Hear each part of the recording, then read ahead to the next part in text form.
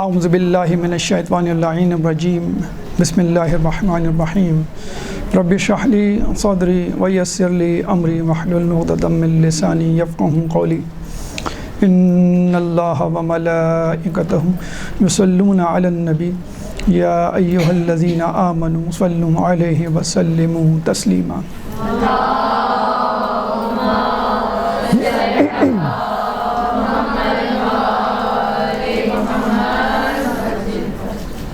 دیندار انسان ہی کامیاب انسان ہے۔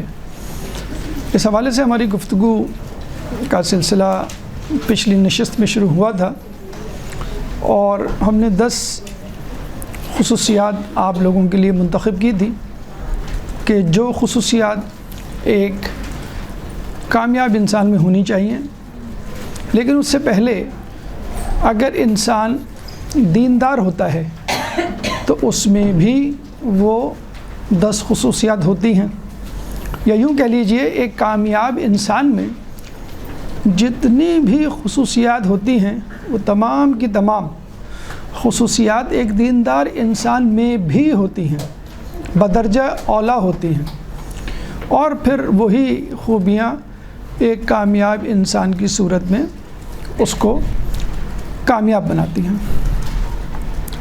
تو 5 خوبیاں ہم نے آپ کے سامنے گنوائی تھیں۔ آج انشاءاللہ بقیہ 5 خوبیوں کا تذکرہ کرنا ہے کہ جو ایک دیندار انسان میں ہوتی ہیں، لیکن اس سے پہلے کہ وہ اس کو آخرت دلوائیں، مرنے سے پہلے اس دنیا میں کامیابی بھی دلواتی ہیں۔ عزت، دولت، شہرت، منصب، حکومت، طاقت، کسی صورت میں بھی ہو کامیابی وہ اس کو دلواتی ہیں، اور اس کے ساتھ ساتھ قد افلح من زکاہا کی صورت میں تزکیہ نفس بھی کرواتی ہیں، یعنی دین اور دنیا، آخرت اور یہاں کی زندگی دونوں میں وہ کامیاب ہو جاتا ہے۔ اس سے پہلے کہ ہم بقیہ 5 خصوصیات کا تذکرہ آپ کے سامنے کریں، ایک چھوٹا سا مقدمہ۔ اگر آپ انٹرنیٹ پہ تلاش کریں کہ کمپوننٹس آف ہیومن بینگ، ایک انسان کن چیزوں کا مرکب ہے، تو آج کل کی دنیا انسان کو 3 حصوں میں تقسیم کرتی ہے: باڈی، مائنڈ اینڈ سول، جسم، ذہن اور روح۔ اچھا، ان کی جو اہمیت ہے وہ اس طرح ہے کہ جسم سب سے کم، پھر اس کے بعد ذہن، اور سب سے اہم روح۔ لیکن ہم دیکھتے ہیں کہ ہمارے آس پاس کی دنیا میں جسم کی زیادہ اہمیت ہے، اپیرنس کی زیادہ اہمیت ہے، لک کی زیادہ اہمیت ہے، گیٹ اپ کی زیادہ امپورٹنس ہے، ظاہری شکل و صورت، سطحیات کی زیادہ اہمیت ہے، باطن کی، اندر کی، مغز کی بہت کم اہمیت ہے۔ انسان کو اپنے بالوں کی، اپنے رنگت کی، اپنے جسم کی، اپنے لباس کی بہت فکر ہوتی ہے۔ اس کے بعد بہت کم لوگ عقل، ذہن یا حکمت عملی یا حکمت یا IQ کی بات کرتے ہیں، اور سب سے کم بات تو روح سے متعلق ہوتی ہے، باطنی کیفیت سے متعلق ہوتی ہے۔ اگر ہم بات کریں جسم کی، تو اللہ تعالیٰ سورہ 3 آیت نمبر 4 میں فرماتا ہے لَقَدْ خَلَقْنَا الْإِنسَانَ فِي أَحْسَنِ تَقْوِيمٍ، کہ بے شک ہم نے انسان کو بہترین صورت میں تخلیق کیا۔ تو اللہ خود ذمہ داری لے کر اس کو بنا رہا ہے۔ انسان نے اپنی ناک، کان، ہاتھ، پیر نہیں بنائے، ہاں مینٹین کر رہا ہے انسان اس کو، بلکہ ہم دیکھتے ہیں بچہ، پھر بچے سے جوان، وہ خود بخود ہو رہا ہے۔ تو زیادہ تر ذمہ داری جسم کی خدا کے پاس ہے۔ پھر اللہ تعالیٰ ذہن کے لیے فرماتا ہے، بلکہ سینکڑوں آیات ہیں جس میں کہا گیا ہے افلا یعقلون، افلا تدبرون، افلا تفکرون، کیا تم غور نہیں کرتے، کیا تم تفکر نہیں کرتے، کیا تم عقل نہیں لڑاتے؟ اور جو عقل نہیں لڑاتا، سوچتا نہیں، تفکر و تدبر نہیں کرتا، اس کو اللہ کیا کہتا ہے؟ صم بکم عمی فہم لا یرجعون، بہرے، گونگے اور اندھے۔ بلکہ کالانعام کہہ کر بھی ان کو لعنت ملامت کی گئی ہے کہ تم تو جانور ہو اگر تم اپنا عقل اپنا ذہن نہیں استعمال کرتے۔ اس کے بعد جو نمبر آتا ہے وہ ہے روح کا، جو کنٹروورشیل ہے۔ آج کل کی دنیا میں کچھ لوگ کہتے ہیں، کچھ لوگ کہتے ہیں کہ نہیں ہے، لیکن اب اسپریچول کاؤنسلنگ کے نام سے ویسٹرن سوسائٹی میں بھی بہت سارے کاؤنسلرز اس میدان میں کود پڑے اور مائنس گاڈ مائنس ریلیجن کا فارمولہ استعمال کر کے اپنی کلائنٹیج کو بڑھانے کے لیے انہوں نے اسپریچولیزم کو خدا اور مذہب سے الگ کر کے پیش کرنا شروع کر دیا ہے۔ اور وہ کیا ہے؟ بیسیکلی ہماری جو اخلاقیات ہے اس کی ابتدائی مراحل، ابتدائی باتیں، کہ جس کے بارے میں اللہ تعالیٰ سورہ بنی اسرائیل آیت نمبر 85، سورہ بنی اسرائیل قرآن کا 70واں سورہ ہے، چیپٹر 17 ورس نمبر 85۔ وَيَسْأَلُونَكَ عَنِ الرُّوحِ قُلِ الرُّوحُ مِنْ أَمْرِ رَبِّي وَمَا أُوتِيتُم مِّنَ الْعِلْمِ إِلَّا قَلِيلٌ۔ یسألونک عن الروح، وہ تم سے سوال کرتے ہیں روح کے بارے میں۔ قُلِ الرُّوحُ مِنْ أَمْرِ رَبِّي، کہہ دو کہ روح تو اللہ کے حکم سے ہے۔ وَمَا أُوتِيتُم مِّنَ الْعِلْمِ إِلَّا قَلِيلٌ، جو کچھ تمہیں علم دیا گیا ہے اس بارے میں بہت تھوڑا ہے۔ اب ظاہر سی بات ہے جس چیز کا علم انسان کو تھوڑا ہو، مولا فرماتے ہیں کہ انسان کو جس کا علم نہیں ہوتا اس سے وہ ڈرتا ہے۔ تو روح، روحانیات، اس سے متعلق گفتگو سے لوگ گھبراتے ہیں، نفس سازی، تزکیہ نفس وغیرہ، پریشان ہو جاتے ہیں، پتہ نہیں کیا چیز ہے۔ تو ایک تو علم کم دیا گیا، اس لیے لوگ پریشان ہیں کہ بھئی اس کی نگہداشت اور اس کی نگہبانی اور اس کی گرومنگ کیسے کریں ہم۔ اور دوسرا یہ کہ سائنس ظاہر سی بات ہے الہیات کے علم کو نہیں مانتی، اس لیے وہ لیبارٹری میں ابھی تک پروو نہیں کر پائی، تو وہ روح کو مائنس کر دیتی ہے۔ اس وجہ سے لوگوں کی توجہ روح سے ہٹ گئی ہے۔ لیکن اس وقت دنیا میں ایتھکس کے نام پر، چاہے وہ بزنس ایتھکس ہوں، چاہے وہ پولیٹیکل ایتھکس ہوں، سوشل ایتھکس ہوں، تمام اخلاقیات کی بنیاد اسی تزکیہ نفس، روح سازی، کردار سازی، ذہن سازی، خود سازی پر رکھے گئے ہیں تمام اصول، ان کی بنیاد۔ تو کہنے کا مقصد یہ کہ اگر آپ روح کی طہارت، تزکیہ نفس، دینداری اپنائیں گے تو جنت تو بعد میں ملے گی، اس دنیا میں آپ اپنی جنت بنا لیں گے۔ اچھا، ابھی اس وقت یہ ماحول نہیں ہو پاتا۔ لوگ کہتے ہیں بھئی آپ تو بہت کہتے ہیں کہ بھئی دیندار بنو تو کامیاب بن جاؤ گے، کہا ہم تو نہیں بنے۔ تو مسئلہ یہ ہے کہ اگر سڑک پر آپ تمام رولز ریگولیشن کے ساتھ گاڑی ڈرائیو کر رہے ہیں لیکن 99% گاڑیاں رولز کو فالو نہیں کر رہی، تو آپ بیچارے حادثے کا شکار ہو جاتے ہیں، اپنی غلطی کی وجہ سے نہیں، لوگوں کی غلطی کی وجہ سے۔ آپ کے پاس اصلی کرنسی ہے، باقی تمام لوگوں کے پاس جعلی کرنسی ہے، تو جب آپ اپنا نوٹ دکاندار کو دیں گے تو کہے گا یہ جعلی نوٹ ہے، کیونکہ وہ سب سے الگ ہے، اور باقی 99% لوگوں کے پاس جعلی کرنسی ہے۔ تو اس وقت معاملہ کچھ یوں ہی ہے کہ ایک دیندار انسان کامیاب ہوتا ہوا اس لیے نظر نہیں آتا، لیکن یہ بھی بہت زیادہ کامن کیسز نہیں ہیں۔ ابھی اس کی مثالیں دے کر آپ کو انشاءاللہ سمجھ میں آ جائے گا کہ واقعی اگر دینداری سے کام لیا جائے تو انسان یہاں بھی کامیاب ہو جائے گا، ربنا آتنا فی الدنیا حسنۃ وفی الآخرۃ حسنۃ، وہاں بھی کامیاب ہو جائے گا۔ تو چلیے ہم مرحلہ وار، جیسے 5 ہماری جو ہے وہ چیزیں خصوصیات مکمل ہو گئی تھیں۔ پہلی جو ہے وہ امپیتھی یا ہمدردی تھی، دوسری خصوصیت ٹیم ورک تھی، تیسری اونرشپ یا احساس ذمہ داری تھی، چوتھی اگنورنس عفو درگزر تھا، اور پانچویں بھی پازیٹیو یا حسن ظن تھا۔ چھٹی خوبی جو ایک انسان میں ہونی چاہیے وہ ہے مثالی نمونہ یا رول ماڈل ہونا۔ آج کل کی دنیا بھی یہی کہتی ہے کہ you should be the role model for your juniors. ایک باس کو اپنے امپلائز کے لیے رول ماڈل ہونا چاہیے، ماں باپ کو بچوں کے لیے رول ماڈل ہونا چاہیے، سیاستدانوں کو اپنی عوام کے لیے رول ماڈل ہونا چاہیے کہ جو وہ کہہ رہے ہیں پہلے خود عمل کریں اور پھر لوگوں سے توقع کریں اپنے جونیئر سے کہ وہ اس پر عمل کریں۔ اور اللہ تعالیٰ بھی یہی کہتا ہے. سب سے پہلے تو وہ رسول کو بطور رول ماڈل پیش کرتا ہے. لقد کان لکم فی رسول اللہ اسوۃ حسنہ. اللہم صلی علی محمد.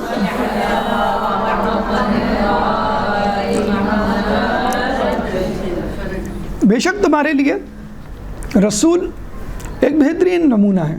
بہترین نمونہ یا رول ماڈل کس لیے؟ To follow. تمام شعبہ حیات زندگی میں، تمام زندگی کے پہلوؤں میں رسول کی زندگی کا پہلو سامنے رکھا جا سکتا ہے. اور اتنا زیادہ اہمیت دی گئی ہے کاپی کرنے کو. NLP ایک نئی سائیکالوجی، شاید اس سے پہلے بھی تذکرہ ہوا ہوگا، اس کی بنیادی کاپی پر ہے. وہ یہ کہتے ہیں کہ آپ کو جو کچھ بننا ہے اس کے جو ٹاپ موسٹ اویلیبل ماڈل ہے ان دا ورلڈ اس کو کاپی کر لیجئے. اور یہ ہمیں بھی کہا گیا ہے کہ تم قرآن کو قرآن کو فالو کرنا چاہتے ہو تو اہل بیت کو کاپی کر لو، وہ تمہارے رول ماڈلز ہیں. کاپی کرنے کے حوالے سے اکثر بعض اوقات ہم پہ الزام لگایا جاتا ہے کہ بھئی آپ مولا علی علی علی بہت کرتے ہیں. تو ہم یہ کہیں گے کہ بھئی رسول اللہ کو کاپی کرنے میں جتنی کامیابی مولا علی نے حاصل کی ہے اتنی کسی نے نہیں حاصل کی، ہر چیز میں، ہر ایسپیکٹ آف لائف میں. کوفے میں ایک دفعہ مولا علی کو فالودہ پیش کیا گیا، تو ایک نئی چیز بنائی گئی تھی. جیسے جیسے خوشحالی آ رہی تھی، نئی نئی ڈشیں کھانے پینے کی مسلمانوں میں رواج پا رہی تھیں. تو مولا علی نے پہلی مرتبہ دیکھا تھا فالودہ اور انگلی اس میں ڈالی اور انگلی ڈال کے اس کو چکھا. پھر کہا یہ جائز تو ہے، حلال تو ہے، لیکن میں نے کبھی رسول کو یہ کھاتے ہوئے نہیں دیکھا، تو اس کو میرے پاس سے ہٹا دو. یعنی اتنی احتیاط کہ میں نے اتنی سی بھی جو ہے رسول کی سنت سے انحراف کرنے کی جسارت نہیں کرنی. جائز ہے، ایک ہوتا نا کہ جائز ہونا اور ایک ہوتا ہے مباح یا مستحب ہونا. اس کے بعد صرف رسول کو رول ماڈل نہیں اللہ تعالیٰ بنا کر عزت و افتخار دے رہا ہے. رسول کی امت کے لیے اللہ فرماتا ہے کنتم خیر امت اخرجت للناس تأمرون بالمعروف وتنہون عن المنکر، کہ کنتم خیر امت، تم ہی بہترین امت ہو. اخرجت للناس، تم کو چوز کیا گیا ہے، نکالا گیا ہے، ایکسٹریکٹ کیا گیا ہے. کس کے لیے؟ للناس، تمام ریسٹ آف دا مینکائنڈ، تمام لوگوں کے لیے. کیوں؟ تأمرون بالمعروف، تاکہ تم نیکی کا حکم دو، وتنہون عن المنکر، اور برائیوں سے روکو. اس کا مطلب کیا ہوا؟ رسول بحیثیت فرد ہمارے لیے رول ماڈل ہے، اور ہم بحیثیت ملت، بحیثیت امت، بحیثیت قوم باقی تمام قوموں اور امتوں اور ملتوں کے لیے رول ماڈل ہیں. رسول کو ہمیں کاپی کرنا ہے، اور باقی تمام جو اقوام پوری دنیا میں ہیں وہ مسلمانوں کو کاپی کریں گے. یعنی اتنا ہی زیادہ اہمیت کا حامل ہے یہ حکم کہ بحیثیت گروہ، بحیثیت گروپ، بحیثیت مجموعہ، بحیثیت ملت آپ کو رول ماڈل بننا ہے. کہ چھٹے امام صادق آل محمد امام جعفر صادق علیہ السلام، اللہم صلی علی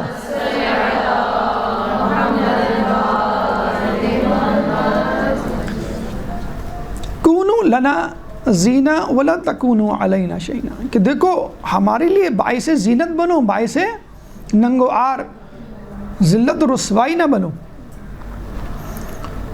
اگر امام فرماتے ہیں اگر کوئی دوسرا برا کام کرے تو ہمیں افسوس ہوتا ہے، کوئی اپنا برا کام کرے تو ہمیں اور زیادہ افسوس ہوتا ہے. اگر کوئی دوسرا اچھا کام کرے تو ہمیں اچھا لگتا ہے، لیکن کوئی اپنا اچھا کام کرے تو ہمیں اور اچھا لگتا ہے. جیسے پڑوسی کا بچہ فرسٹ آ جائے، اچھا پڑھے، کامیاب ہو جائے، آپ کو خوشی ہوتی ہے. اپنا بچہ، اس کی بات ہی کچھ اور ہوتی ہے. تو بحیثیت امت ہم رول ماڈل ہیں، اور بحیثیت فرد رسول ہمارے رول ماڈل ہیں. اللہ یہ بھی نہیں پسند کرتا کہ اگر ہم کوئی کام، کوئی بات کہیں تو اس کو نہ کریں. نہیں، پہلے کر کے دکھاؤ اور پھر کہو. بہت مشہور واقعہ ہے کہ رسول کے پاس ایک عورت آئی کہنے لگی میرے بچے کو کہیں کہ یہ کھجور نہ کھائے، کھجور بہت کھاتا ہے۔ 3 دن تک رسول نے اس کو بلایا، آج نہیں کل، آج نہیں کل۔ تیسری مرتبہ کہا کہ تم کھجور مت کھانا۔ تو اس عورت نے کہا یہ کل ہی کہتے، 3 دن پہلے ہی کہہ دیتے۔ تو رسول نے کہا 3 دن پہلے تک تو میں خود کھجور کھا رہا تھا۔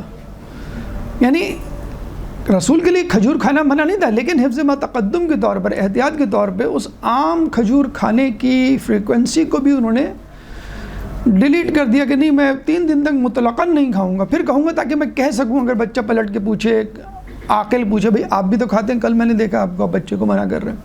یہ تھا کمال احتیاط۔ ایک بچے کو بھی نصیحت کر رہے ہیں تو ہم پہلے اس پہ خود عمل کریں پھر بچوں کو کہیں، بلکہ بعض اوقات تو کہنے کی ضرورت ہی نہیں پیش آتی، بچہ خود ہی سمجھ جاتا ہے۔ دیکھیں خدا نے خود اس بات پر عمل کیا ہے، یعنی مثالی نمونہ پیش کرنا۔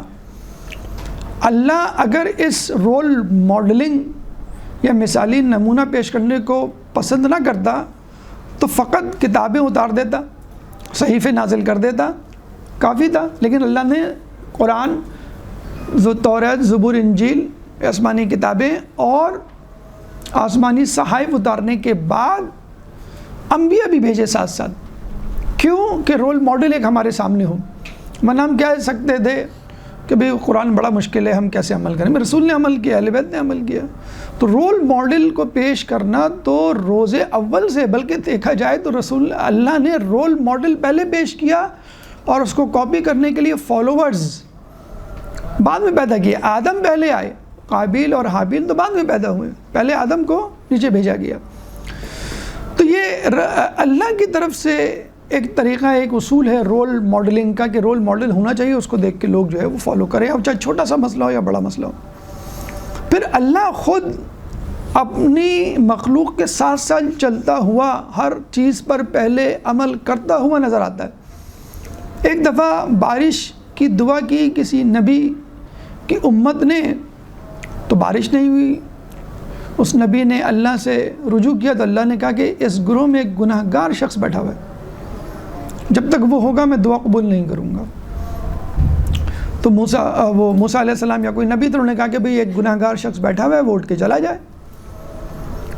اب اس شخص نے اسی وقت اللہ سے دعا کی، اللہ تو نے اب تک میری پردہ پوشی کی ہوئی تھی، اگر میں اب چلا گیا تو میں عمر بھر کے لیے رسوا بدنام ہو جاؤں گا، یا اللہ میری توبہ کو قبول فرما۔ جیسے اس نے توبہ کی ویسی آسمان سے بارش ہو گئی۔ تو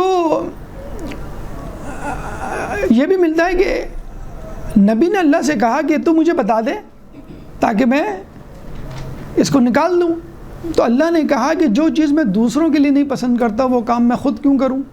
یعنی میں پسند نہیں کرتا کہ لوگ دوسروں کے عیبوں کو ڈسکلوز کریں، بتائیں، تنقید کریں، تو میں تو خود ستار العیوب ہوں، میں تو عیوب کو چھپانے والا ہوں، میں کیوں اس کو ظاہر کروں؟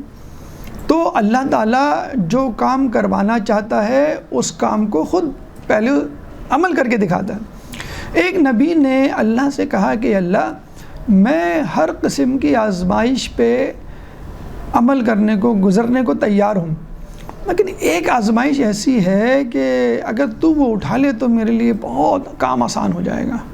کیا ہے وہ آزمائش، مصیبت، پریشانی؟ اس نبی نے کہا کہ اللہ لوگ میرا مذاق اڑاتے ہیں، بس مذاق کرنے والی جو آزمائش ہے وہ مجھ سے نہیں۔ اور یہ آپ نے دیکھا ہوگا خود بھی اپنے طور پہ بھی کہ ہر قسم کی بیماری ہے، فقر و فاقہ ہے، کوئی حادثہ ہے، سب برداشت ہو جاتا ہے، لوگوں کے طعنے اور طنز برداشت نہیں ہوتے، لوگوں کی باتیں آپ نے دیکھا ہوگا 2-2 سال 10-10 سال لوگوں کو عمر بھر یاد رہتی ہے، انہوں نے یہ جملہ کہا تھا فلاں تقریب میں، فلاں شادی پہ، فلاں مصیبت میں۔ مصیبت بھول جاتا ہے انسان، وہ جملہ یاد رہتا ہے کہ فلاں نے یہ کہا تھا، اسے پھر کینہ پروری، پھر حسد اور پھر لڑائی جھگڑے جنم دیتے ہیں۔ تو اللہ نے کہا کہ جو بات میں خود اپنے لیے ختم نہیں کرتا تیرے لیے کیوں ختم کر دوں؟ یعنی لوگ اللہ کا بھی تو مذاق اڑاتے ہیں۔ اکثر کہا کرتے تھے انبیاء سے، بھئی کہاں ہے تمہارا خدا، اس کو بولو نیچے آئے ہمیں عذاب دے، اس طرح چیلنجنگ انداز سے۔ یہ تضحیق ہے اللہ تعالیٰ کی، گستاخی ہے اللہ تعالیٰ کے لیے۔ تو جب میں خود اپنے لیے یہ آزمائش نہیں ختم کرتا، میں برداشت کر رہا ہوں، تو میں تمہارے لیے یہ کیسے ختم کر دوں؟ تو کہنے کا مقصد یہ ہے کہ اللہ تعالیٰ کی سنت ہے انبیاء کو بھیجنا، رول ماڈل پیش کرنا۔ اللہ خود رول ماڈل بن کر دکھا رہا ہے، اللہ رول ماڈل کو پیش کر رہا ہے، رسول کو کہہ رہا ہے، اور بحیثیت امت خود ہم رول ماڈل ہیں، چاہے ہم اس بات کو تسلیم کریں نہ کریں۔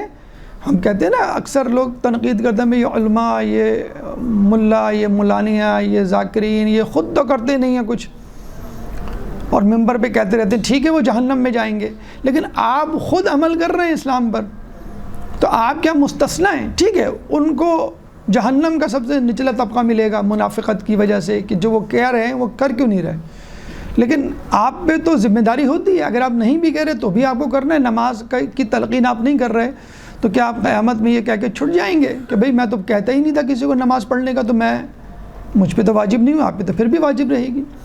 تو اللہ تعالیٰ یہ پسند بھی نہیں کرتا، لما تقولون ما لا تفعلون، سورہ صف آیت نمبر 2، سورہ صف قرآن کا 61واں سورہ ہے، چیپٹر 61 ورس نمبر 2۔ تو وہ بات کہتے کیوں ہو جس پہ تم عمل نہیں کرتے؟ اب آئیے اس کو آج کل کی دنیا پہ تطبیق کریں، اپلائی کریں۔ بہت معذرت کے ساتھ جاپان میں کہا جاتا ہے کہ ربیع الاول کے جلوس نہیں نکلتے، ماہ محرم میں عزاداری نہیں ہوتی، ماہ رمضان میں تراویح نہیں ہوتی، روزے کوئی نہیں رکھتا، نماز کوئی نہیں پڑھتا، حج عمرہ وہاں سے نہیں ہوتا، لیکن پھر بھی سچائی، ایمانت داری، ہمدردی عروج پر ہے۔ وہاں پہ نوٹوں کا ایک بنڈل گر جائے تو کسی کی مجال نہیں ہوگی کہ وہ اٹھائے گا تو وہ پولیس اسٹیشن پہنچائے گا۔ تو ان کو اتنا امانت دار کس نے بنایا؟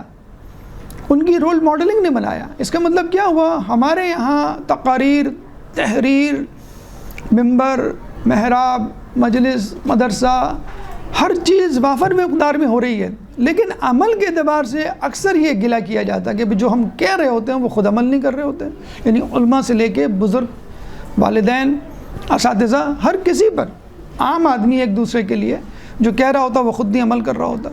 تو یہی وجہ ہے لما تقولون ما لا تفعلون کی جو آیت ہے اس پر عمل نہیں ہو رہا۔ سنگاپور میں ایک شخص نے مسلمان سے کہا تم مسلمان اس لیے پیچھے رہ گئے ہو کہ تم لوگ فقط آخرت کو فوکس کر کے بیٹھے ہوئے ہو اور دنیا کے لیے نہیں سوچ رہے، جبکہ ہم دنیا کے لیے سوچ رہے ہیں، اس لیے ہم آگے بڑھ رہے ہیں، یعنی تم کو آخرت ذہن سے نکالنی ہوگی۔ تو اس مسلمان نے کہا کہ بھائی کس نے کہا کہ ہم آخرت کے لیے کوشش کر رہے ہیں؟ آخرت کے لیے کوشش تو آپ لوگ کر رہے ہیں، ہم تو دنیا کے لیے کر رہے ہیں۔ اگر ہم آخرت کے لیے کوشش کر رہے ہوتے تو ہم سچ میں آگے ہوتے، ہم جو ایمانداری میں سب سے آگے ہوتے۔ اور وہ واقعہ بھی آپ کو سنایا تھا نا کہ ایک امریکی آیا، کہنے کا پورے کراچی میں جو ہے وہ دودھ کی دکان میں کھولوں گا، کیونکہ یہاں پہ کوئی دکان ایسی نہیں ہے جس میں آپ یقین کر سکتے ہیں کسی پر کہ اس نے دودھ میں پانی مثلا نہ ملایا ہو، یا دکاندار جو ہے وہ اپنے پروفٹ سے، کچھ لوگ دکاندار کہتے ہیں اس میں تو میڈم کوئی منافع نہیں ہے ہم پہ، ہم تو بس جتنے کا آیا اتنے کا دے رہے ہیں، یہ ہو ہی نہیں سکتا، کوئی یقین کر سکتا ہے۔ تو یہ تمام باتیں جاپان میں ہو رہی ہیں، سنگاپور میں، تمام جگہوں پہ ہو رہی ہیں جو ہم سے بہت آگے ہیں، اور ہم عمل نہیں کر رہے۔ تو دیکھا جائے آخرت کی تیاری وہ کر رہے ہیں، بس آخرت مد نظر نہیں ہے۔ وہ وہی بات ہے کہ بچے سے کہا جائے کہ تم ایگزام میں پاس ہو جاؤ گے، پڑھ لکھ جاؤ گے تو ہم تمہیں چاکلیٹ دیں گے، سائیکل دیں گے، موبائل دیں گے، بس اس کی نظریں وہیں تک ہیں، اس کو یہ نہیں پتا کہ میں پڑھ لکھ کے کیا بنوں گا۔ تو جاپانیز اور سنگاپورینز کو، بیچاروں کو، ہانگ کانگ میں رہنے والوں کو یہ نہیں پتا کہ ہم جو اس پہ عمل کر رہے ہیں اس سے ہمیں آخرت بھی مل سکتی ہے، لیکن ان کی جو توجہ ہے وہ صرف اس دنیا تک ہے۔ یعنی ہانگ کانگ جیسے ملک میں جس کا رینک کرپشن کے اعتبار سے 91 ہے، بہت اچھا نہیں ہے، پاکستان کا تو شاید نیچے سے ٹاپ 5 میں شمار ہوتا ہو، بہت اچھا نہیں ہے، لیکن اس کے باوجود اتنی سختی ہے۔ آپ دیکھ لیں، ایک صاحب وہاں گئے، وہ اپنے اہل خانہ کے ساتھ کھڑے ہوئے سڑک پہ ٹیکسی ڈھونڈ رہے تھے، تو کسی ٹیکسی کے اوپر 4 لکھا ہوا تھا، کسی پہ 5 لکھا ہوا تھا، یعنی فار 4 پرسن، کسی پہ لکھا تھا فار 5 پرسن۔ 3 بچے تھے ان کے، میاں بیوی اور 3 بچے، ایک بچہ ان کا گود میں تھا۔ تو جو 4 ظاہر بات ہے جو فار 4 پرسنس تھی وہ اس کا کرایہ کم تھا تو وہ اس کو روکتے تھے۔ تو کتنے لوگ ہیں بھائی؟ وہ کہتے تھے 4، کہ 4 کا، یہ تو 5 ہے، کہ یہ تو بچہ ہے، یہ تو گود کا ہے، کہہ رہے نہیں 5 ہے۔ ہمارے اکثر یہی ہوتا ہے نا، ہم تو بڑے بچے کو بھی اٹھا کے گود میں لے لیتے ہیں وقتی طور پہ کہ یہ بچہ فی الحال گود میں ہے۔ تو منع کر دیا، کہہ لیں گے ہم آدھے گھنٹے تک کھڑے رہے، ہمیں 4 پرسنز والی ٹیکسی میں کسی نے نہیں بٹھایا، اتنی سختی۔ جب تک 5 والی ہمیں ٹیکسی نہ ملی ہم اس میں نہیں بیٹھے، حالانکہ اس کی رینکنگ 91 پر ہے، پھر بھی جسے کہتے ہیں کہ لا اینڈ آرڈر جسے کہتے ہیں بہت سخت ہے۔ خیر یہاں پہ بھی ابھی بھی ایسے لوگ ملیں گے آپ کو جو واقعی جو کہہ رہے ہیں اس پہ عمل کر رہے ہیں، اور ٹھیک ہے ان کی شاید اتنی سنوائی نہ ہو اور اتنا زیادہ ان کا نام نہ ہو۔ ہم ایک دفعہ ایک دل کے ہاسپٹل میں گئے تھے، تو وہاں ایک ڈاکٹر ECG کی پٹی لیے ہوئے اور سگریٹ پیتے ہوئے جا رہا تھا، تو ہم نے کہا اپنے پیشنٹ کو کیا کہے گا، کس منہ سے کہے گا سگریٹ نہ پیو، اسٹریس نہ لو وغیرہ وغیرہ۔ اس کے بعد کافی عرصے بعد ایک اور نجی ہاسپٹل میں جانا ہوا، وہ ہمارے دوست تھے، اب وہ کارڈیولوجسٹ بن گئے تھے، تو وہ بتا رہے تھے کہ یہ ہاسپٹل میں نہیں بنایا ہے اور یہ وہ امریکہ سے پڑھ کے آئے تھے ماشاءاللہ۔ تو ہمارے دل میں وہ ایک جو پاکستانیوں کی ایک مینٹلٹی ہوتی ہے کہ اب تکبر آ گیا ہوگا، اب یہ بڑی چیز بن گئے ہوں گے، اب یہ ریل پیل ہوگی دولت کی، اور یہ ہو جاتے ہیں کچھ لوگ، اور لیکن ان میں اس چیز کا شائبہ بھی نہیں تھا۔ وہ کیسے میں آپ کو بتاتا ہوں، اب غور سے دیکھیے کہ وہ منظر اتنا خوبصورت منظر تھا، وہ اب تک میں نہیں بھولا، جس سے میں نے بہت کچھ سیکھا۔ میں اور وہ ساتھ ساتھ چل رہے تھے، ایک دم سے وہ مجھے چھوڑ کر بھاگے آگے کی طرف۔ میں پریشان، یہ پروفیسر لیول کی چیز ہے، کارڈیولوجسٹ اینڈ ویل نون، اور یہ کیسے بچوں کی طرح بھاگ رہا ہے آگے۔ وہ بھاگے آگے اور آگے جا کے دروازہ کھولا، ہم سمجھے ہمارے لیے کھول رہے ہیں، ہم مسکراتے ہوئے جانے لگے، تو انہوں نے کہا 1 منٹ۔ پیچھے ایک ویل چیئر آ رہی تھی، ویل چیئر پہ پیشنٹ تھا اور اس کو ایک میل اسٹاف پش کرتے ہوئے چلاتے ہوئے لا رہا تھا، اس کے لیے کھولی انہوں نے، یعنی ان کو کیا ضرورت پڑی تھی، نہ کھولتے وہ دروازہ، میرے اسٹاف خود ویل چیئر روک کے دروازہ کھول کے چلا جاتا۔ لیکن کیا ہے، تواضع انکساری کا مظاہرہ، ٹیم ورک کا مظاہرہ، کہ جو میں اپنے اسٹاف کو کہتا ہوں کہ بھئی کوآپریٹ کرو اور لوگوں کی مدد کرو، تو میں خود بھی تو کر کے دکھاؤں۔ یہ چھوٹی چھوٹی چیزوں سے آدمی بڑا آدمی بنتا ہے۔ خیر وہ ویل چیئر لے کے میل اسٹاف گزر گیا، پھر آگے گئے، اچھا ہاسپٹل میں تو کوریڈورز ہوتے ہیں بڑے بڑے، پھر آگے گئے تو پھر دروازہ آیا۔ اس دفعہ جو میل اسٹاف تھا وہ بھاگا ویل چیئر چھوڑ کے، کہ اس سے پہلے کہ ڈاکٹر صاحب کھولیں دروازہ میرے لیے اور مجھے شرمندگی کا سامنا کرنا پڑے، میں کھول لوں، تو وہ ویل چیئر چھوڑ کے بھاگا اور دروازہ کھول کے وہ جیسے ہی کھڑا ہوا، پیچھے ڈاکٹر صاحب نے ویل چیئر پکڑی اور اس کو لیتے۔ وہ اتنا خوبصورت منظر میں نہیں بھولا، اور میں نے کہا کہ دیکھیں یہ ہے لما تقولون ما لا تفعلون، تم وہ کہتے کیوں جس پہ عمل نہیں کرتے۔ 14 فلور پہ ان کا آفس تھا، اور میں کہتا تھا کہ یار تم عجیب آدمی ہو، مجھے تھکا رہے ہو، بار بار آفس جانا ہے، تو وہ کبھی بھی اس بندے نے، اس کارڈیولوجسٹ نے لفٹ نہیں استعمال کی، کہ جب میں پیشنٹ کو خود کہتا ہوں بھائی واک کیا کریں، ایکسرسائز کیا کریں، ایکٹیو رہا کریں، لفٹ کا استعمال نہ کریں، اسٹیئرز کا، تو میں خود کیوں اسٹیئرز نہ استعمال کروں، میں کیوں جو ہوں وہ لفٹ استعمال کروں۔ دبئی میں ان کا انٹرویو ہوا، میں بتا رہا ہوں جو لوگ ہیں یہاں پر حب الوطنی اور اچھی خصوصیات کے مالک ہیں، ٹھیک ہے وہ ہماری طرح مدرسے میں مجلس اور محراب میں اور مسجدوں میں نظر نہ آئے، لیکن بہرحال ہیں کچھ لوگ۔ کہ لگا UAE میں ان کا انٹرویو ہوا اور ان کو بتایا گیا کہ مثلاً آپ کی جو ہے $10,000 مثلاً آپ کی پے ہے، ان کا آپ اپنا پاسپورٹ دیجئے، تو انہوں نے پاسپورٹ نکالا تو پاکستانی پاسپورٹ۔ کہ لیں آپ کے پاس پاکستانی پاسپورٹ ہے؟ کہ لیں ہاں کیوں؟ کہ لیں آپ تو بتا رہے ہیں آپ 12 سال امریکہ میں رہے، کہ لیں ہاں، کہ پھر آپ کے پاس وہ نہیں ہے گرین کارڈ؟ کہ لیں میں کوئی گرین کارڈ لینے تھوڑی گیا تھا، میں تو پڑھنے گیا تھا۔ ہمارے ایک دن غلطی سے شپ پہ کام کرنے والا بھی امریکہ کی سرزمین پہ قدم رکھ لے تو وہ سلپ ہو جاتا ہے، اور پانی پڑا ہوا ہوتا ہے، کیلے کا چھلکا پڑا ہوتا ہے، یہ پتہ نہیں، لیکن بہرحال وہ سلپ ہو جاتا ہے کہ مجھے نہیں جانا، پاسپورٹ پھاڑ دیتے ہیں بعض لوگ، کیوں؟ امیگریشن۔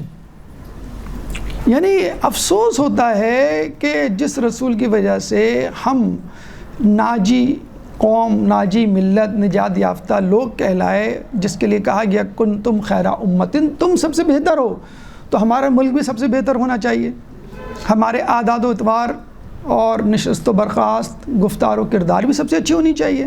تو امیگریشن تو امریکہ، یورپ، کینیڈا والوں کو لینی چاہیے، ہمارے ملکوں کی، وہ آئیں، نہ کہ ہم جو ہے وہ ان کی امیگریشن۔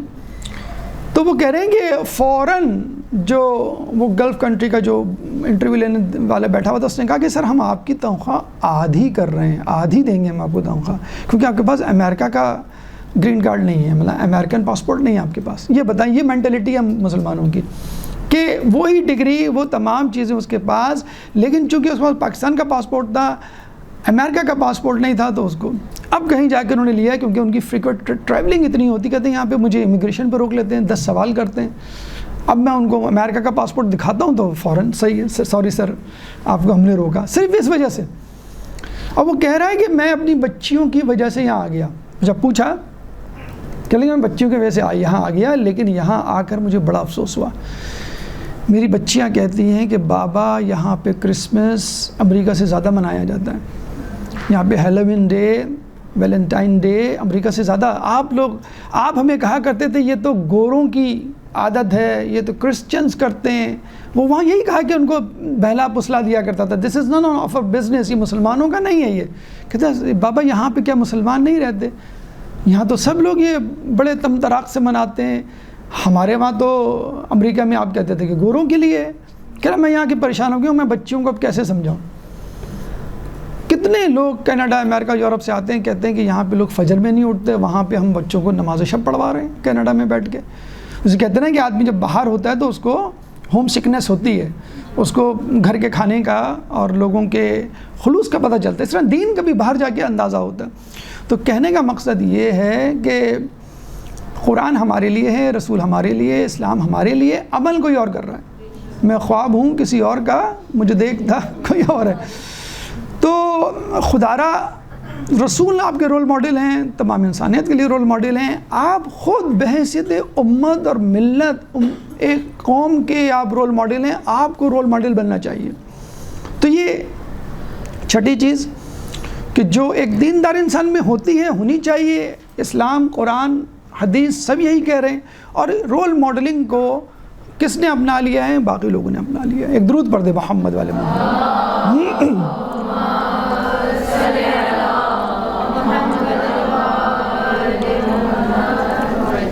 ساتویں اور آٹھویں خصوصیت ایک ساتھ لکھ لیجئے، کیونکہ یہ دونوں ایک ساتھ عموماً ڈسکس ہوتی ہیں، تذکرہ کیا جاتا ہے. صداقت و امانت. آپ نے سنا ہوگا کہ رسول کو بعثت، اعلان رسالت سے پہلے دو ٹائٹلز، دو القاب دیے گئے، صادق اور امین کا. صادق ایسے کہ پوچھتے تھے کہ اگر پہاڑ کے پیچھے سے کوئی فوج آ رہی ہو، میں کہوں کہ پہاڑ کے پیچھے سے فوج آ رہی ہے، تم عمل یقین کر لو گے؟ لوگ کہتے تھے کیوں نہیں؟ کیونکہ آپ نے کبھی جھوٹ نہیں بولا. تو پھر رسول نے کہا کہ اگر نہ آ رہی ہو، تو لوگ کہتے تھے کہ اگر نہیں آ رہی تو یہ ہو نہیں سکتا، آ رہی ہوگی، ہمیں نظر نہیں آ رہا ہوگا، ہم اندھے ہو گئے ہوں گے، لیکن ہم اس بات پہ یقین نہیں کر سکتے کہ فوج نہیں، کیونکہ آپ نے کہہ دیا تو ضرور آ رہی ہوگی. تو رسول جو کہہ دیا کرتے تھے وہ 100%. اس کے بعد امانت. اتنے امانت دار، ایماندار کہ جو لوگ قتل کرنے آئے تھے شب ہجرت، ان کی امانتیں رسول کے پاس موجود، یعنی قتل بھی کر رہے ہیں اور اس بات کو تسلیم بھی کر رہے ہیں. دشمن بھی ہیں، اس بات کو مان بھی رہے ہیں کہ بھئی تم جیسا امانت دار. تو جب رسول امانت دار ہیں، امین ہیں، تو یقیناً اللہ نے اگر ان کو کوئی چیز دی ہے تو انہوں نے ایز اٹ از آپ کو ڈیلیور کر دی ہوگی. اچھا، عموماً دیکھا یہ گیا ہے کہ اگر کوئی شخص کسی خوبی کا اظہار کر رہا ہے اکثر، تو اس کے پیچھے کوئی دنیاوی منفعت بھی ہوتی ہے. 40 سال 63 رسول اللہ کی ایج تھی، 40 سال انہوں نے اپنے حسن اخلاق کا مظاہرہ کیا. 40 سال تک کچھ نہیں کہا، 40ویں سال انہوں نے ڈکلیئر کیا. نہ 40 سال سے پہلے اعلان رسالت سے پہلے، نہ اعلان رسالت کے بعد کوئی ایسی ہمیں مثال نہیں ملتی جس میں رسول اللہ نے کنڈیشن لگائی ہو کہ بھئی اگر تم اسلام قبول کر لو تو میں تمہیں اتنا دے دوں، تم اسلام قبول کر لو تو تمہاری امانت واپس لوٹا دوں، اگر تم اسلام قبول کر لو تو میں پھر تمہیں سچ بات بتاتا ہوں، پھر میں تمہارا دوست ہو جاتا ہوں. کبھی ایسا نہیں ہوا. اکثر لوگ رسول اللہ کو مختلف طریقوں سے تنگ کرتے تھے. تو ہوتا یہ تھا کہ حج کے موقع پر، مطلب اس زمانے میں بھی حج زیارت ہوتی تھی، وہ اپنے طریقے سے لوگ کرتے تھے. بہرحال خانہ کعبہ مشہور تھا اللہ کی عبادت گاہ اپنے اپنے طریقے سے، حالانکہ مشرک تھے مکے والے، لیکن پھر بھی بت رکھ کے خانہ کعبہ کے پاس جا کر عبادت کیا کرتے تھے. تو رسول کو تنگ کرنے کا طریقہ یہ ہوتا تھا، اگر کوئی شخص پریشان حال آتا حرم میں، وہ سینٹر آف ایکٹیویٹی ہوا کرتا تھا، تو مثلاً کوئی آیا کہنے لگا میرا مال لٹ گیا ہے، میں پریشان ہوں، میں کیا کروں؟ تو کہتے تھے کہ اس کے پاس جاؤ، رسول کے پاس اشارہ کر کے، ان کے گھر کی طرف اشارہ کر کے، یہ تمہیں دلا دیں گے. ایک شخص آیا اور کہنے لگا کہ میرا مال ابو جہل نے چھین لیا ہے. یہ ابو جہل، ابو لہب، یہ تمام ایلیٹ جو تھی نا اس زمانے میں وہ مشہور تھی لوگوں کا مال لوٹنے میں، جو آتے تھے حج کرنے کے لیے. تو جب بنی ہاشم کی باری ہوتی تھی، آپ نے سنا ہوگا 1 سال بنی ہاشم کی باری ہوتی تھی، 1 سال بنو امیہ کی. تو جب لوگ بنی ہاشم کی باری ہوتی تھی تو لوگ زیادہ تعداد میں لوگ آتے تھے، پتہ تھا ان کو سیکیور پروٹیکٹیو ماحول ہوگا، اور اگر کسی نے کوئی کرپشن کی، چوری کی تو ہمیں پھر بھی مال دلوا دیں گے بنی ہاشم والے. تو وہ آیا کہنے لگا کہ ابو جہل نے میرا مال چرا لیا ہے اور وہ نہیں دے رہا. اور لوگوں کو شرارت سوجی، انہوں نے کہا وہ دیکھو وہ جو کونے میں نماز پڑھ رہا ہے نا شخص، وہ ابو جہل کو بہت اچھی طرح جانتا ہے، وہ تمہارا مال دلوا دے گا. رسول نماز پڑھ رہے تھے، عبادت کر رہے تھے، یہ شخص گیا، ابو جہل نے میرا مال. اچھا رسول نے یہ نہیں کہا کہ اسلام قبول کر لو گے تو میں تمہارا مال دلوا دیتا ہوں، ساتھ لے گئے. ابو جہل کا دروازہ کھٹکھٹایا، یہ بھی پیچھے پیچھے کے جا رہے ہیں، سارے جو مشرکین کفار تھے کہ دیکھیں کیا تماشا ہوتا ہے. اور ابو جہل بہت ہی زیادہ گستاخ جسے کہتے ہیں کہ وہ مشہور تھا اور رسول کا بدترین دشمن تھا. دروازہ کھلا، رسول نے صرف ایک بات کی، اس شخص کا مال جو تم نے لیا ہے وہ واپس کر دو. کہتے ہیں ابو جہل اندر گیا اور خاموشی سے مال لا کے دے دیا. رسول کے اور اس شخص کے جانے کے بعد لوگوں نے ابو جہل کو بہت سنائی کہ عجیب آدمی، طاقتور، اتنے بڑے رئیس ہو، تم ڈر گئے. کہنے لگے پتہ نہیں کیا، جب محمد نے مجھ سے اس طرح بات کی تو میں ان کے اللہم صلی علی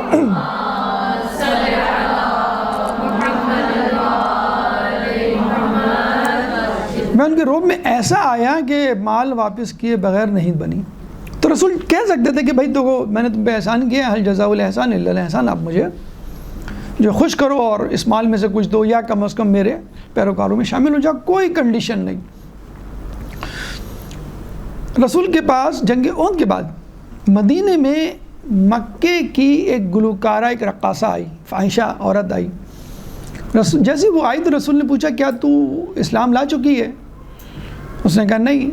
اس نے کہا کیا تو اسلام لانے کے لیے آئی ہے میرے پاس؟ کہنے لگے نہیں، نہ اسلام لانے میں انٹرسٹڈ تھی نہ مسلمان تھی. کہنے لگے پھر کیوں آئی ہے؟ رسول کہہ سکتے تھے ٹھیک ہے اگر تمہیں مجھ سے کوئی سروکار نہیں میرے مذہب سے تو جاؤ، تم کیوں آئی ہو؟ وہ مشہور عورت تھی بدکاری میں. تو رسول نے کہا پھر کیوں آئی ہو؟ تو اس نے کہا کہ میں پریشان ہوں، غربت کا شکار ہوں اور میرے پاس پیسے. کہ تو بڑی مشہور گلوکارہ رقاصہ تھی، تیرے پاس مال کی کیا کمی؟ تو اس نے کہا جب سے جنگ احد ہوئی ہے، کیونکہ جنگ احد کے بعد ایسا رعب بیٹھا تھا کفار میں کہ جنگ بدر میں چلیں ٹھیک ہے، لوگ تھوڑے سے کنفیوز تھے کہ کون سا معجزہ، کون سے فرشتے، لیکن جنگ احد کے بعد تو انہوں نے خود دیکھا کہ کس طرح مولا نے بہادری کا مظاہرے کیا، کس طرح لوگ جیتی ہوئی ہاری ہوئی جنگ کو جیتا. تو اس نے کہا میں پریشان حال ہوں اور میں نے سنا ہے کہ آپ لوٹاتے نہیں ہیں خالی ہاتھ. تو رسول اللہ نے اپنے گھر والوں کو کہا کہ اس عورت کی مدد کرو. بہت اچھا موقع تھا، کنڈیشن لگا دیتے ہیں کہ تم اگر اسلام قبول کرتی ہو تو میں تمہارے لیے انتظام کر دیتا ہوں اور ہر قسم کی جو ہے وہ آسانیاں، آسائش تمہارے لیے حاضر ہو جائیں گی. لیکن نہیں. پاکستان میں آج سے شاید 30-40 سال پہلے اس زمانے میں ایک شخص مشہور ہوا تھا، ڈبل شاہ. اس کا نام کیا تھا؟ وہ پیسے لیتا تھا اور 6 مہینے میں ڈبل کر کے دے دیا کرتا تھا. ہم بچپن میں اس کے بڑے قصے سنا کرتے تھے، اور اس کے بھی اور بھی لوگوں کے اس زمانے میں بہت مشہور تھا انویسٹمنٹ. کتنے پیسے دو، 5%، 10%، 15%، بینک دیوالیہ ہونے کے قریب پہنچ گئے تھے. تو وہ بھی شخص تھا کہیں کا رہنے والا، تو وہ 6 مہینے بعد ایگزیکٹلی ڈبل کر کے دے دیا کرتا تھا.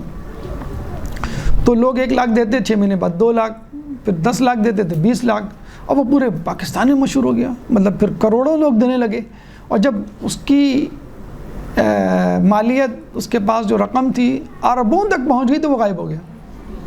تو سال، 2 سال، 3 سال، جتنے سال بھی اس نے کمایا اپنی ایمانداری کی وجہ سے، اپنی سچائی کی وجہ سے، کیونکہ ایک دن اس کو بے ایمانی کرنی ہے. اچھا یہ پرانا واقعہ تو اس کا مطلب یہ نہیں کہ ایسے لوگ ابھی بھی نہیں ملتے یا لوگ ابھی بھی بیوقوف نہیں بنتے.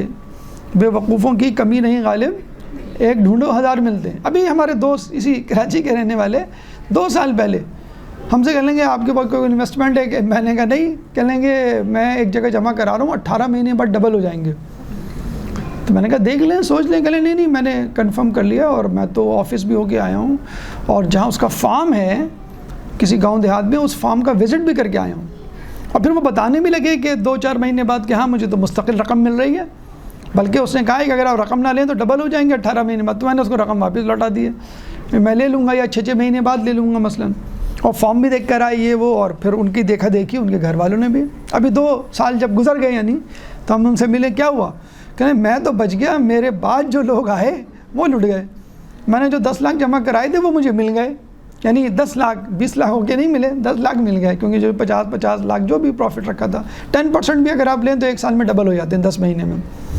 کہ نہیں, میرے بعد میری سطح 10 لاکھ کی تھی, لوگوں کے ساتھ 50 لاکھ, 1 کروڑ 2 کروڑ کہہ لیں گے. جب کروڑوں میں بات پہنچی, انویسٹمنٹ ہوئی, تو نہ اس کا آفس ہے کراچی میں, نہ انٹیریئر سندھ میں اس کا وہ اتنا بڑا فارم جو ہم دیکھ کر آئے تھے, نہ وہ ہے. حالانکہ ہم 3-4 مرتبہ اس فارم کو وزٹ, بھائی دیکھیں نا, ایک شخص کے پاس اگر 1 ارب روپیہ آ جائے, 100 کروڑ مثلا, تو اس کے لیے کینیڈا, امریکہ یا سوئٹزرلینڈ کی امیگریشن, وہاں تو آپ کو معلوم ہے وہ تو ہاتھوں ہاتھ لیتے ہیں. پاکستان کے جو کرپٹ لوگ ہوتے ہیں ان کو معلوم ہے ان کے پاس بہت پیسہ ہوگا.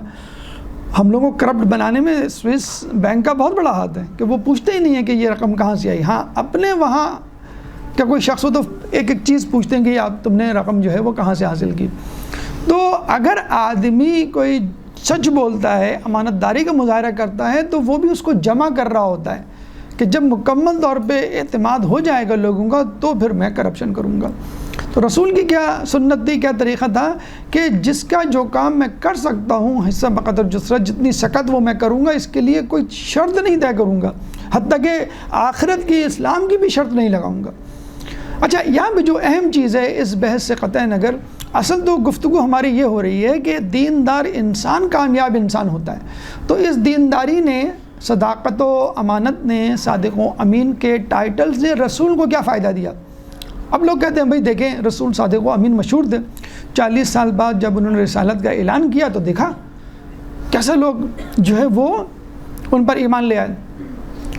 تو ہم کہتے ہیں کہ بھئی آپ یہاں پر 2 مرحلے اسکپ کر رہے ہیں. مصطفیٰ رسول کا نام لقب تھا, تو مصطفیٰ کا مطلب چنا ہوا, منتخب کیا ہوا. He was selected by God as a prophet, لوگ کہتے ہیں نا یہ. حالانکہ he was selected as a manager for his company, that was Bibi Khadija and company. Bibi Khadija نے پہلے چوز کیا نا ان کو.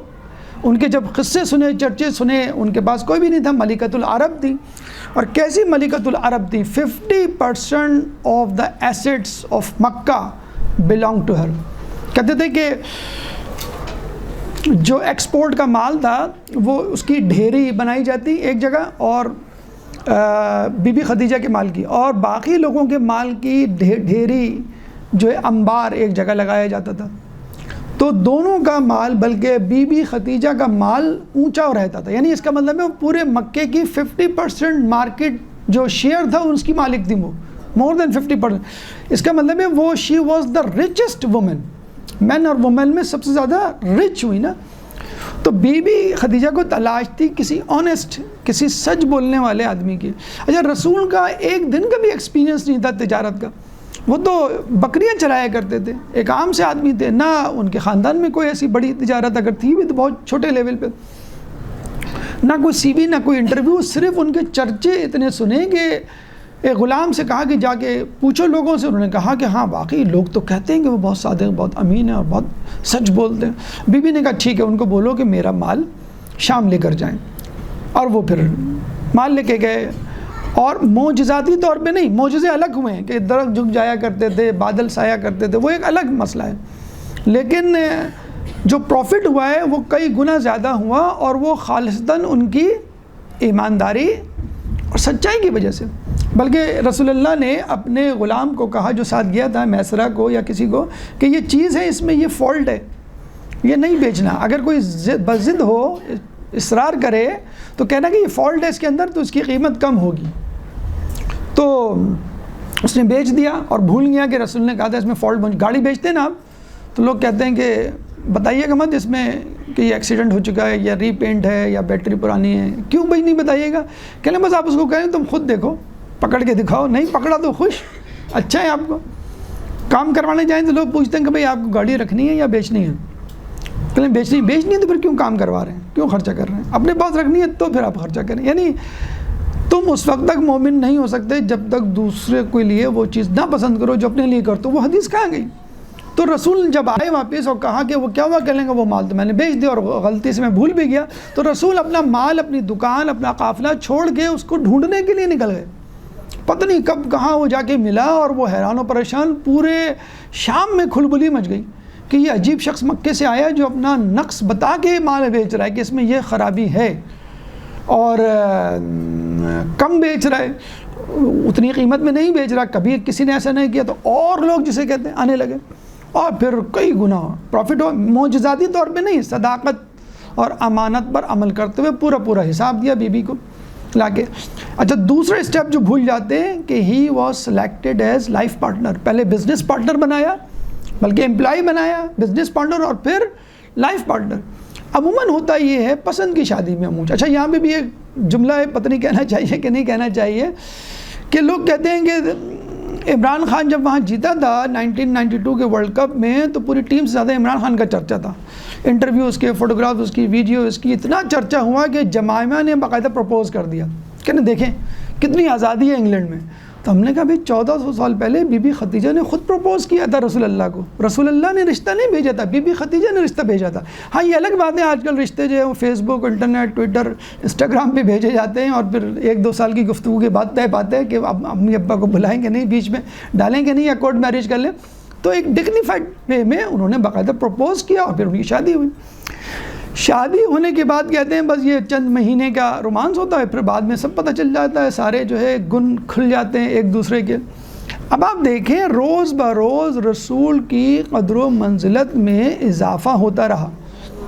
اچھا، صورتحال اتنی عجیب و غریب تھی، وہ منظر کبھی آپ سوچیں کہ شادی ہوئی، نکاح ہوئی، سب مہمان جانے لگے، آخر میں رسول رہ گئے. رسول بھی جانے لگے تو کہا محمد آپ میرے ساتھ اسی گھر میں رہیں گے. پہلا تحفہ انہوں نے دیا کہ یہ گھر آپ کا ہے، آپ میرے ساتھ رہیں گے. پہلے اپنے گھر میں تھے اور پھر بی بی خدیجہ کے گھر میں. شادی کے چند دنوں بعد، جسے کہتے ہیں کہ آپ نے بھی نوٹ کیا ہوگا، میاں اور بیوی بس چند مہینے ہوتے ہیں، اس کے بعد جو ہے وہ محبت، وہ جوش، وہ جذبہ، ولولہ ختم ہو جاتا. آپ تو کہتے تھے آپ انجینئر ہیں، آپ تو مینیجر ہیں، آپ کی اتنی تنخواہ ہے. پتہ چلا کہ وہ باقاعدہ ایک رشتہ ہمارے اپروول سے ہوا اور ہو گیا. اور رشتہ جان پتہ چلا کہ ڈاکٹر صاحب نے جو رشتہ کروایا تھا اس میں تو اس انجینئر کی ڈگری جعلی نکلی. ہم نے کہا بھئی اب یہ ڈگری جو آپ نے حالات بتائے تھے وہ ہم نے بتا دیے، اب یہ ڈگری جعلی نکل رہی ہے، ہم کہاں سے وہ کریں.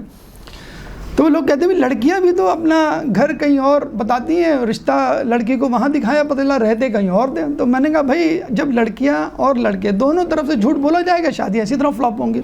لیکن بی بی خدیجہ کا سنیں، چند مہینے گزرے، بی بی خدیجہ نے کیا ریمارکیبل، کیا خوبصورت جملے رسول کے لیے کہے کہ جاؤ میرا تمام مال لے کر حرم میں اور وہاں کسی بڑی جگہ پر کھڑے ہو کے اپنے غلاموں کا اعلان کرو کہ اے محمد میرا سارا مال، میرا سارا سونا، میری ساری چاندی، میرے سارے مویشی، میری ساری زرعی زمینیں، میرے غلام، میری کنیزیں اور میں خود تمہاری، تم جیسے چاہو تصرف کرو. یعنی بی بی خدیجہ کہہ دیتی سب کچھ، اپنے آپ کو تو نہ شامل کرتی. کنیزیں اور میں، مویشی اور میں، زمینیں اور میں، سونا چاندی اور میں تمہاری. یعنی اتنا ان کا مقام تھا کہ صداقت و امانت بڑھتی ہوئی دیکھی، کبھی کم ہوتے ہوئے نہیں دیکھی. ہمارے ہوتا ہے مطلب نکل گیا بزنس، مثلا فرض کریں بزنس، آپ برانڈ بن گئے، آپ بڑی اونچی منزلوں پر پہنچ گئے، پھر کمپنی جھوٹ بولنے لگتی ہے، اس کو جسے کہتے ہیں کیش کرانا شروع کر دیتی ہے. تو آج کل کے لڑکوں سے پوچھیں، لوگوں کی یہی ایک خواہش ہوتی ہے بھئی نوکری مل جائے، چھوکری مل جائے. چھوکری سے پوچھیں، لڑکی سے پوچھیں آپ کی خواہش کریں ایسا لڑکا مل جائے جو بہت اچھی نوکری کرتا ہو، یعنی 2 in 1. ان کا بھی مسئلہ حل. اخلاق، سچائی، عدالت، ایمانداری، اس کا کوئی خاندان کچھ بھی نہیں، صرف کہ لڑکا کماتا ہو، لڑکی بھی اب یہ ہے کہ بگ شاٹ فیملی سے ہو. جب آپ کا مقصد ہی یہی حدیث میں ہے کہ اگر انسان خوبصورتی کے لیے شادی کرے گا، مال کے لیے شادی کر دے گا تو وہ دونوں چیزوں کو کھو دے گا. اگر دینداری کے لیے شادی کر دے گا ان دونوں چیزوں کو بھی اپنا لے گا. ایک درود پڑھ دے محمد والے محمد.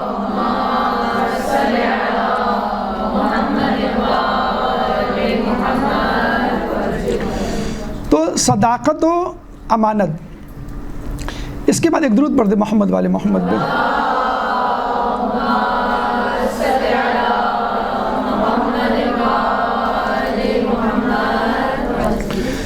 قناعت. مائیکل ہارٹ سے جب پوچھا گیا آپ نے جو 100 پرسنالٹیز آف دا ورلڈ یہ چوز کی ہیں اس میں ٹاپ آف دا لسٹ رسول کا نام کیوں لکھا گیا، تو اس نے بڑا اچھا جواب دیا. کہنے لگے ایک وجہ تو یہ ہے کہ رسول وسائل کے اعتبار سے کم ترین چیزوں کے مالک تھے اور رزلٹس کے اعتبار سے سب سے زیادہ کامیاب رہے. یعنی ایک آدمی امیر ہے اور امیر ہو جائے، سیاستداں ہیں اور سیاست ہو جائے، سیاستداں بن جائے. رسول کے پیچھے کوئی ایسی شخصیت نہیں تھی خاندان میں جو رسول جیسی ہو، اور رسول نے اپنے آپ کو اتنے بڑے مقام پہ لے جا کر ثابت کیا. آج بھی آپ دنیا میں جا کے سروے کریں تو پولیس مین، سولجرز، ان لوگوں کی تنخواہیں اور اسٹیٹس اور رینک کم ہوتا ہے، کمانڈوز کا زیادہ ہوتا ہے. کیوں؟ کمانڈوز کو تربیت دی جاتی ہے کہ تمہارے پاس کچھ بھی نہیں ہوگا، کوئی ہتھیار نہیں ہوگا، کوئی فیسلٹی نہیں ہوگی، کوئی کھانا پینا نہیں، اور تم کو جنگ جیت کے دکھانا ہے. جو ہائی جیکنگ اور یہ اغوا کے بڑے بڑے کیسز ہوتے ہیں یہ کمانڈوز کو بلایا جاتا ہے کہ بھئی آپ دہشت گردی کا واقعہ ہے، کمانڈوز کو کہا جاتا ہے کہ آپ کو مسئلے کو حل کرنا ہے. تو کمانڈوز کو تربیت یہ دی جاتی ہے کہ منیمم ریسورسز ہے، میکسیمم رزلٹ دینا ہے. اس نے یہی کہا کہ رسول واز نتھنگ، کوئی بیک گراؤنڈ نہیں، اور ایک دم سے اتنی زبردست اتنی بڑی کامیابی. نمبر 1. نمبر 2، لوگ ایک فیلڈ میں کامیاب ہوتے ہیں، یعنی سیاستداں ہیں تو بڑے سیاستداں، شاعر ہیں تو بہت بڑے شاعر، اکانومسٹ ہیں تو بہت، بزنس مین ہیں بہت بڑے. رسول نے ہر شعبے میں کامیابی حاصل کی، یعنی بہت بڑے بزنس مین بھی بنے، پروفٹ بھی بنے، ریفارمرز بھی بنے، سوشل ایکٹیوسٹ بھی بنے، اور پھر سب سے اہم بات گھر میں اچھے شوہر بھی ثابت ہو رہے ہیں، اچھے باپ بھی ثابت ہو رہے ہیں. یعنی باپ کی اکثر آپ نے دیکھا ہوگا سیاستداں ہیں، ڈاکٹر ہے، انجینئر ہے، کوئی بڑا آدمی ہے تو ہم کہتے ہیں بھئی گھر میں ٹائم نہیں دے پاتا، مصروف اتنا رہتا ہے. یہ رسول گھر کے ہم مثالیں دیتے ہیں، اگر اچھے باپ کی، اچھے شوہر کی تو بھی ہم رسول کی مثالیں دیتے ہیں، سیاستداں کی تو بھی رسول کی. مذہبی حوالے سے بات کریں وہ تو خیر ہے ہی ان کا خاصا. تیسری بات اس نے بڑی عجیب کی اور یہ کہا کہ ایک آدمی سے جھوٹ بول سکتا ہے، 2 سے بول سکتا ہے، 1000 2000 سے 1.5 بلین لوگوں سے جھوٹ بولنا، کنونس کرنا، ان کو اپنا فالوور بنانا بڑا مشکل کام ہے. اور یہ فیس بک والے فالوورز نہیں ہیں رسول کے فالوورز کہ آپ بیمار پڑ جائیں کتنے لوگ آپ کے پاس کھڑے ہوں گے، آپ کے گھر والے، آپ مر جائیں تو محلے والے. وہ جو فالوورز آپ کہتے ہیں نا بڑے فخر سے میرے اتنے فالوورز ہیں، میرے اتنے فالوورز ہیں، کہاں آپ کو نظر آتے ہیں؟ تو نو ٹویٹر، نو انسٹاگرام، نو فیس بک، نو واٹس ایپ، نو لنکڈ ان، نتھنگ، نو فائیور، نو اپ ورک، اسٹل 1.5 بلین فالوورز. اور کیسے ڈائی ہارڈ. اس وقت جب مجمع بیٹھا ہوا تھا اور سوال کیا تھا مائیکل ہارٹ سے، اس نے کہا کہ آپ میں سے کتنے لوگ ہیں جو عیسیٰ علیہ السلام کے لیے قربانی دینے کے لیے تیار ہیں؟ اس وقت کسی نے ہاتھ نہیں کھڑا کیا. کہنے مسلمانوں میں سے کسی سے بھی پوچھ لیں کیا تم رسول کے لیے جان دینے کے لیے تیار ہو؟ سب ہاتھ کھڑا کر دیں گے، چاہے وہ نماز نہ پڑھتا ہو، چاہے مسلمان کہنے کا ہو، لیکن کہے گا میں رسول کے لیے جان نہیں دینے کے لیے. اور یہ ٹاک شو تو میں نے خود دیکھا ہے، ایک کرسچن تھا اور وہ ٹاک شو کر رہا تھا، کہہ رہا تھا یہ ہم لوگ بہت مذاق اڑاتے ہیں مسلمانوں کا کہ they instantly kill you if you do something wrong with prophet, لیکن اگر میں جیسس پہ یہاں پہ بیٹھ کر ٹی وی پر لطیفہ سناؤں تو کوئی مجھے روکنے والا نہیں ہوگا. مولا علی، اس کی قناعت کی بات ہو رہی ہے. کوفے میں تھے، ایک مرد عورت آئے، عورت کہنے لگی کہ یہ مجھے خرچہ نہیں دیتا. تو اس شخص نے کہا مولا آپ کوفے میں کسی سے بھی پوچھ لیں، میں بہت امیر آدمی ہوں اور ٹھیک ٹھاک خرچہ دیتا ہوں اس کو. مولانا نے کہا کیوں؟ یہ تو کہہ رہا ہے کہ بہت خرچہ دیتا ہے. کہہ رہے ہیں خرچہ دیتے تو ہیں، یہ بات تو ٹھیک ہے، متمول ہیں اور بہت ویلدی ہیں، لیکن پورا نہیں ہوتا مجھے. تو پھر ڈسکلوز کی بات تو پتہ یہ چلا ان کی ماشاءاللہ خواہشات بہت ہیں.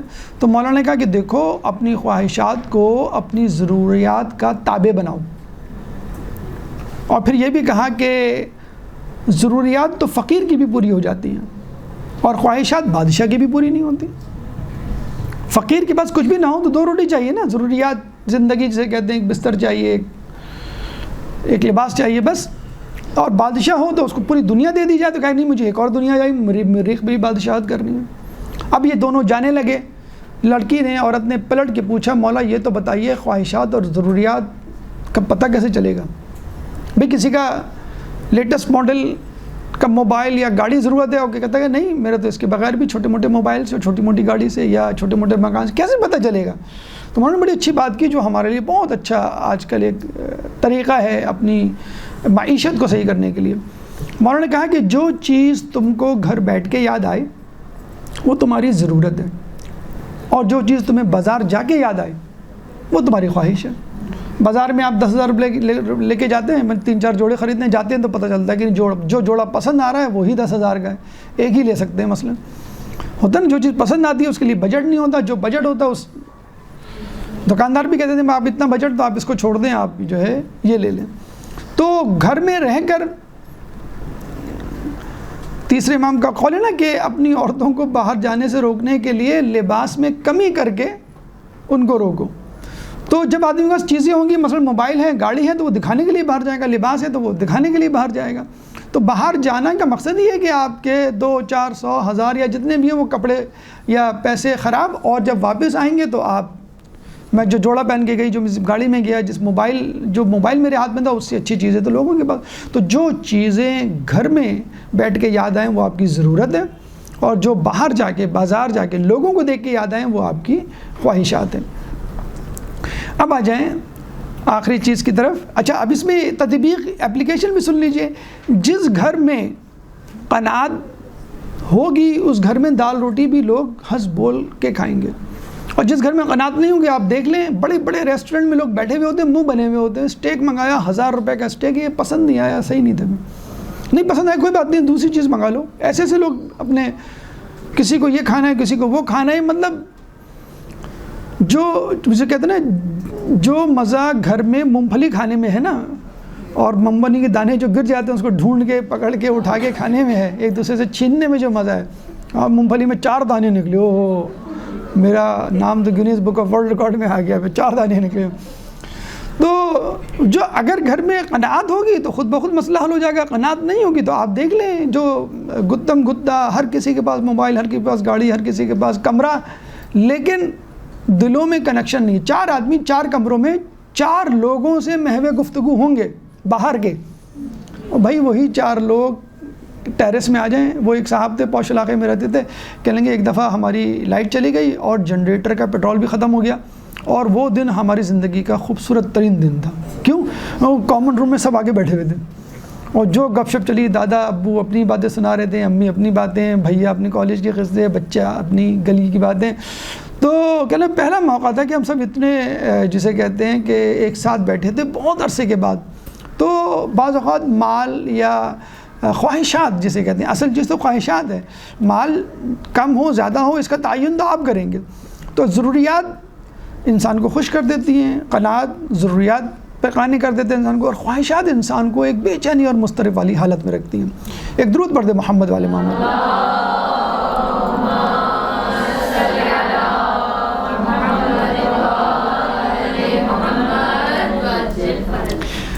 آخری چیز گھریلو تعلقات، ریلیشن شپ جسے کہتے ہیں۔ ہارورڈ یونیورسٹی میں جو ان کے سابق اسٹوڈنٹس تھے، کوئی وہاں کی یونیورسٹی کے بارے میں بہت مشہور، جان ہاپکن، ہارورڈ، امریکہ کی انگلیوں پہ گنی جننے والی بہت مشہور یونیورسٹیز ہیں۔ ایلن مسک کہتا ہے کہ میرے پاس ہارورڈ یونیورسٹی کی گریجویشن ڈگری نہیں ہے، لیکن وہاں کے گریجویٹس میرے پاس نوکر ہیں۔ تو کوئی حکومت میں جاتا ہے، پریزیڈنٹ، کوئی پرائم منسٹر، کوئی ناسا میں کوئی سائنٹسٹ بنتا ہے، کوئی ڈاکٹر، کوئی انجینئر، کوئی بزنس مین، ایک دفعہ بلائے گئے جو مشہور لوگ تھے، ان کو بلا کر ایک پرچی دی گئی سب کو، اور کہا گیا کہ اس پہ آپ اپنی کامیابی کا راز لکھیں، بس ایک لفظ میں۔ کیا چیز ہے کی ٹو سکسیس؟ تو سب نے لکھا ریلیشن شپ، یعنی گھریلو تعلقات جب آپ کے مضبوط ہوں گے تو آپ آگے بڑھیں گے۔ ابھی ہمارے پریزیڈنٹ کسی جگہ پہ تقریر کر رہے تھے تو وہ یہی کہہ رہے تھے کہ کیریئر میں اتنا آگے مت جائیں کہ آپ جو ہے وہ گھر والوں کو بھول جائیں، میاں بیوی کو بھول جائے، بیوی جو ہے وہ شوہر کو بھول جائے، بھائی بہن ایک دوسرے کو بھول جائیں۔ ایکچوئل لوگ یہی ہوتا ہے نا کہ ایک جگہ جو ہے وہ ہم گئے اور بڑی بہن کام کر رہی تھی، چھوٹی بہن بیٹھی ہوئی تھی، ہم نے کہا بھائی چھوٹی بہن کو بیٹا اپنی بڑی بہن کا ساتھ دیجیے، کہ نہیں میں بہت پھوڑ ہوں، یعنی بہت پراؤڈ ہو گیا ہے خواتین کے لیے، لڑکیوں کے لیے اس بات کا اظہار کرنا کہ مجھے کچھ نہیں آتا کچن میں تو ڈاکٹر بن رہی ہوں، میں تو انجینئر بن رہی ہوں، میں تو آئی ٹی کر رہی ہوں، میں تو MBA کر رہی ہوں، وغیرہ وغیرہ۔ تو کیریئر یا کاروبار یا کوئی بھی چیز، لیکن گھر میں توازن ہونا چاہیے۔ سورہ تحریم آیت نمبر 6 سورہ تحریم قرآن کا 66واں سورہ ہے، چیپٹر 66 اور آیت کا نشان 6، ورس نمبر 6۔ اللہ فرماتا ہے یا ایھا الذین آمنوا قوا انفسکم واہلیکم نارا وقودھا الناس والحجارہ، اے ایمان والو اپنے آپ کو اور اپنے گھر والوں کو جہنم کی آگ سے بچاؤ کہ جس کا ایندھن انسان اور پتھر ہے۔ یعنی ایز اے ہول کلیکٹیولی اپنی فیملی کو، اپنے خاندان کو لے کے جاؤ۔ رسول فرماتے ہیں کہ مرد کا اپنے اہل خانہ کے ساتھ بیٹھنا مسجد نبوی میں اعتکاف سے افضل ہے۔ رسول جب اپنے خاندان کے ساتھ ہوتے تھے تو پورا ٹائم دیا کرتے تھے۔ ہم تو موبائل پہ بات کریں تو ہم کہتے ہیں بھائی بچے کو ذرا باہر لے جاؤ۔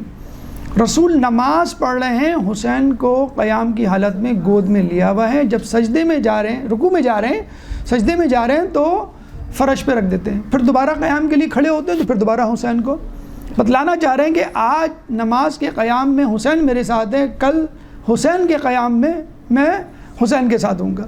سجدے میں ہے، کہہ سکتے ہیں بھئی یہ کیا ہے، تم دیکھ نہیں رہی ہو بچوں کو، نماز میں پڑھ رہا ہوں، بچہ مجھے ڈسٹرب کر رہا ہے، سجدے کو طول دے رہے ہیں۔ بتانا چاہ رہے ہیں کہ ٹھیک ہے بحیثیت امام ان کی اہمیت ہوگی، لیکن اس وقت بہرحال وہ نوازے تھے، خطبہ جمعہ دے رہے ہیں، حسن حسین آ رہے ہیں، تو یہ نہیں کہہ رہے کہ بھئی دیکھو بچہ آ رہا ہے اس کو روکو، کہ جس میں کہا گیا ہے کہ آپ جو ہے باتیں نہ کریں، خود خطبے کو روک کے اٹھ کے جا رہے ہیں۔ ہمارے یہاں ابھی ہم ایک یونیورسٹی میں، نجی یونیورسٹی میں جانے کا اتفاق ہوا، جو ہوشربا حالات ہیں الحمان الحفیظ، کہ جس طرح مردوں عورتوں لڑکے لڑکیوں کی مکسنگ ہے، ہینڈ شیک ہے، بلکہ جس طرح لڑکے کھڑے ہوتے ہیں گردن میں ہاتھ ڈالے اس طرح کے جو ہیں وہ حالات ہو گئے۔ یہ سب کس وجہ سے کہ ہم نے خود گھروں میں فزیکل ٹچ دینا ختم کر دیا۔ جب سے ٹچ اسکرین آیا ہے فزیکل ٹچ ہمارا بچوں کے ساتھ ختم ہو گیا۔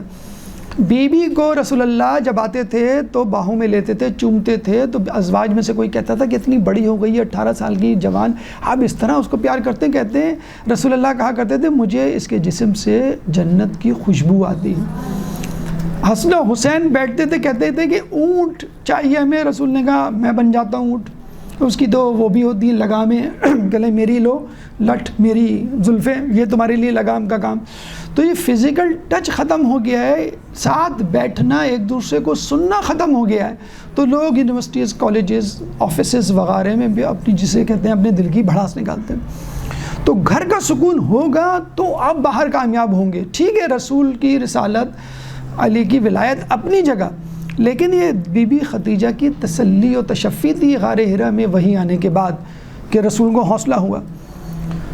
ذوالفقار کی ضربت بعد کی بات ہے، اس کی چمک بی بی سیدہ اس کو دھو کر پیدا کیا کرتی تھی، مال غنیمت نہ آنے پر منہ نہیں بنایا کرتی تھی، سجدہ شکر ادا کرتی تھی کہ علی آج تم خیبر کے موقع پر کیا کہا تھا، اگر آپ مال غنیمت لے آتے تو میں مدینے کی عورتوں کو کیا منہ دکھاتی۔ تو وہ کہتے ہیں نا کہ ہر کامیاب مرد کے پیچھے ایک کامیاب عورت کا ہاتھ ہوتا ہے، تو رسول کے پیچھے بی بی خدیجہ کا ہاتھ اور علی کے پیچھے بی بی سیدہ کا ہاتھ۔ تو آپ بھی کوشش کریں اپنے مردوں کے لیے، مرد کوشش کریں اپنی عورتوں کے لیے، بڑے اپنے بچوں کے لیے، بچے اپنے بڑوں کے لیے محبت اور وقت نکالیں۔ اگر آپ گھر سے باہر کامیاب ہونا چاہتے ہیں، تو کسی نے بڑا خوب جملہ کہا ہے کہ ٹھیک ہے آپ مریخ پہ جانا چاہتے ہیں، آپ بہت بڑے کاروباری شخص بننا چاہتے ہیں، بہت بڑی شخصیت بننا چاہتے ہیں، لیکن اپنے روٹس نہ بھولیں۔ I want to touch the stars while my feet on the ground.